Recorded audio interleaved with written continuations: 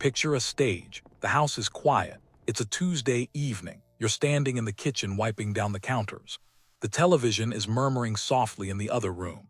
Your partner is on the couch scrolling on their phone. There's no arguing, no tension, just quiet. Your shoulders drop a fraction.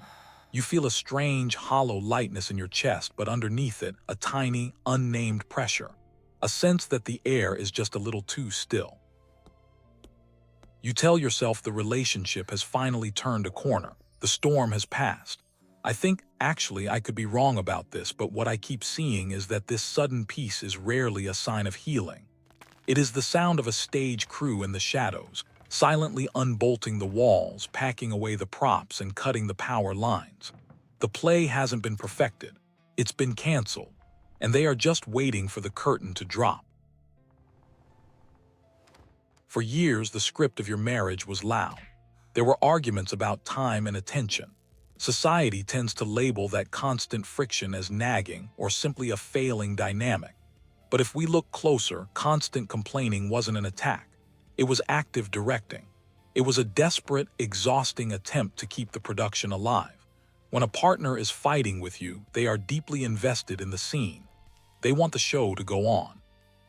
But when communication efforts fail over and over, frustration metabolizes into something much colder. Apathy. The sudden, eerie silence in your home isn't the sound of two people finding resolution. It is the sound of the director dropping the script and walking out of the theater. The emotional divorce has already occurred. You are just living in the echo.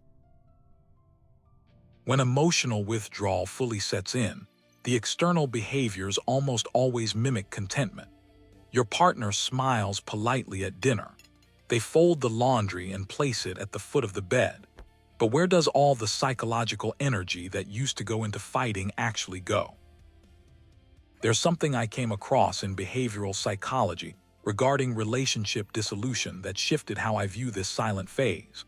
What the evidence suggests is that the cessation of outward conflict often marks the beginning of a highly calculated cognitive shift, moving from emotional distress to purely logistical survival, which, if you've been blindsided, might explain why the end felt so terrifyingly organized. A long-running show doesn't close overnight. There is a meticulous, logistical strike.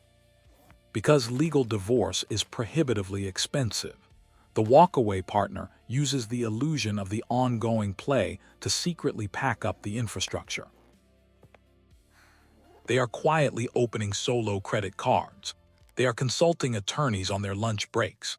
They are rerouting funds, securing separate living arrangements, and executing a flawless logistical choreography behind the curtain, all while the surface performance remains completely unchanged. It's a strange thing to sit with, isn't it? The quiet absurdity of sitting across from someone, finalizing a grocery list for the weekend, while they are mentally dividing the living room furniture. The facade is maintained not out of malice, but out of a need for operational security. They text you to pick up milk on the way home. They act as though the future exists. But what happens to your sense of reality when you discover the future was canceled 6 months ago?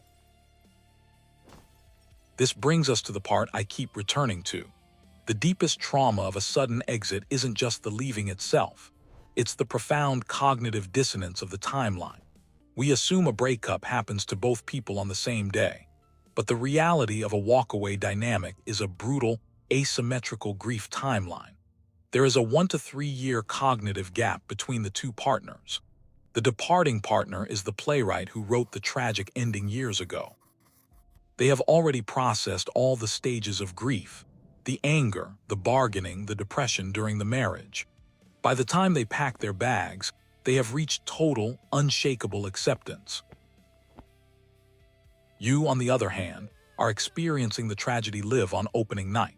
You are hit with stage 1 denial at the exact second the playwright reaches stage 5 acceptance. That is why they seem so incredibly cold.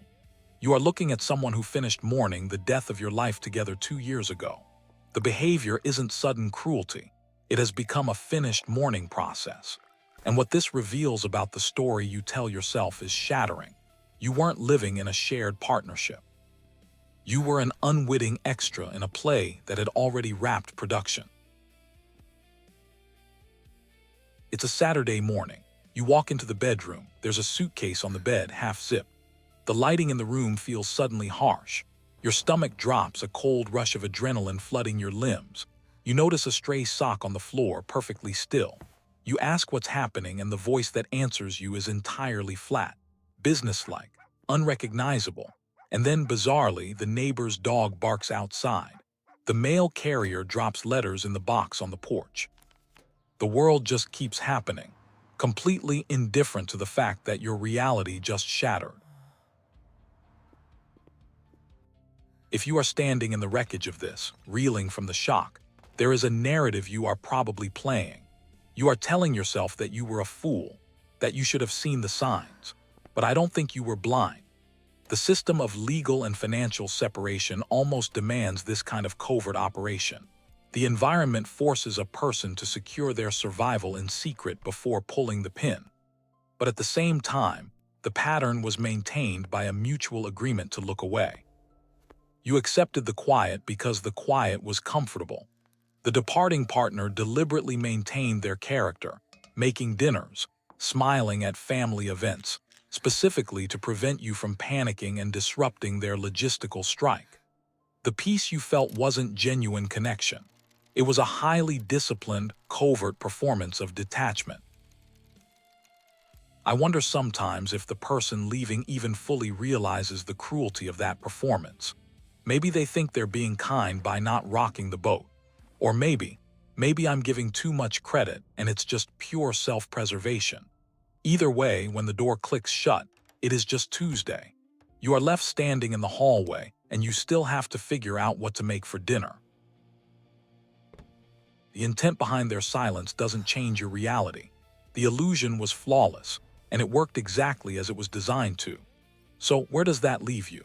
You are standing center stage, staring out into the dark, waiting for Act 2. But the co-star exited stage left months ago. The lights are powering down. If you want to understand the deeper mechanics of how these psychological facades are built and maintained, the next video in our Dark Psychology of Relationships series explores exactly that. But for now, the hardest step is stepping out of the illusion. The play is over. The theater is empty. And you have to decide if you are going to spend the rest of your life agonizing over a script that was rewritten without you, or if you are going to walk out the back door into the daylight. What happens to an actor when there is no longer an audience to perform for? The silence in the house is deafening.